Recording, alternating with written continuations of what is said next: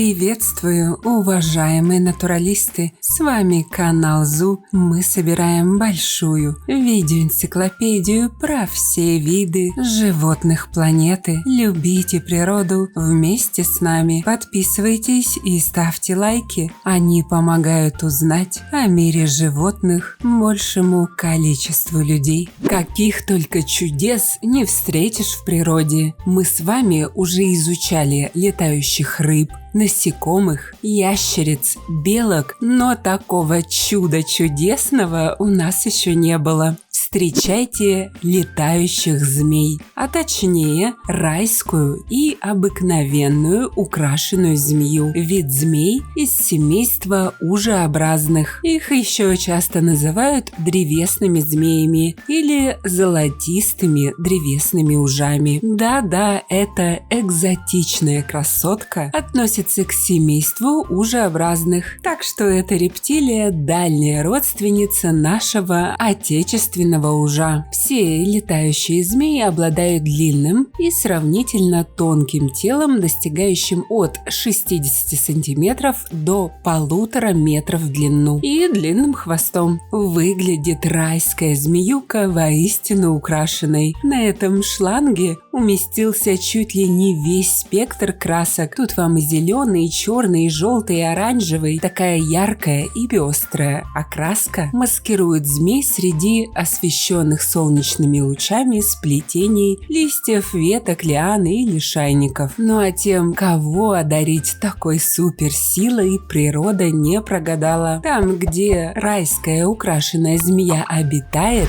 а точнее в густых тропических лесах Южной и Юго-Восточной Азии, полет – это крайне полезный скилл. Так и преодолевать расстояние проще, и от хищников убегать быстрее. Ну и сапиенсов до инфаркта довести можно. Неплохие бонусы, да? Именно поэтому украшенный змей научился летать. Так как же рожденные ползать оседлали небо? Оказалось, все гениальное просто. Прежде чем совершить прыжок, змея цепляется кончиком хвоста за ветку и сжимает тело как пружину, после чего выстреливает с собой в пространство. Дальше в ход идут крылья, точнее ребра. Их змеюка умеет сжимать и разжимать, как кобра-капюшон. Ребра расправлены, живот втянут, и тело нашей героини принимает идеальную форму для планирования. Становится плоским, как блинчик. Чешуйчатый шланг буквально превращается в летучего змея, ловко маневрируя с ветки на ветку.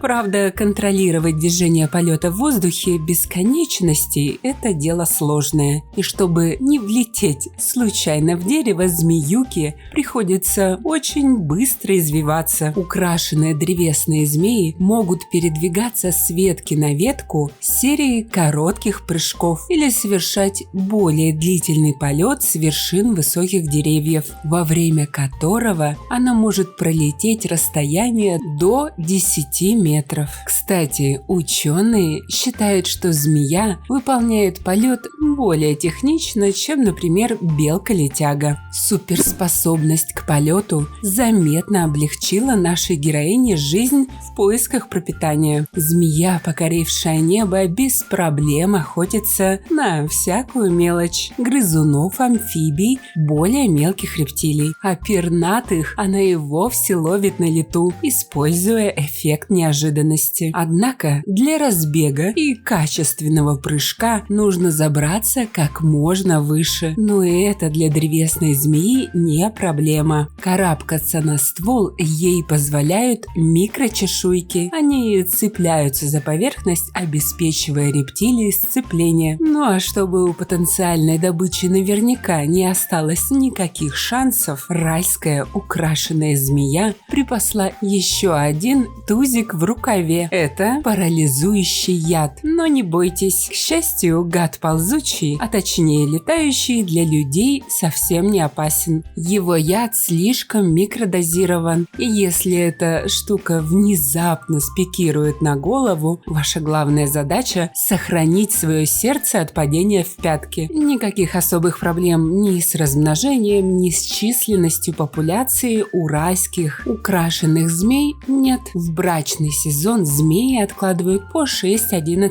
яиц, а новорожденные малыши сразу же оказываются вполне самостоятельными 20-сантиметровыми шнурками. Молодежь, кстати говоря, выглядит еще ярче своих родителей. Скорее всего, так они притворяются жутко ядовитыми, мимикрируя под ядовитых змей. Кстати говоря, хладнокровных летунов очень часто держат в террариумах в качестве питомцев. Стоит такое удовольствие не сильно дорого. Наши сегодняшние гады, несмотря на название, приносят природе большую пользу. Прежде всего, они контролируют численность грызунов, наносящих вред человеческим полям и огородам. А как вы думаете, какой бы скилл еще не помешал этим рептилиям? Пишите в комментах. Спасибо, что посмотрели этот ролик. Не забывайте ставить лайки, писать комментарии о том, какого бы животного вы хотели бы увидеть в следующем видео, и делиться этим видео с друзьями. Это очень помогает развитию нашего небольшого сообщества. Подписывайтесь на наши паблики по ссылкам в описании к видео. Там много интересного. С вами был канал о животных ЗУ. Мы собираем большую видеоэнциклопедию про все виды животных планеты. Любите природу вместе с нами. До скорых встреч!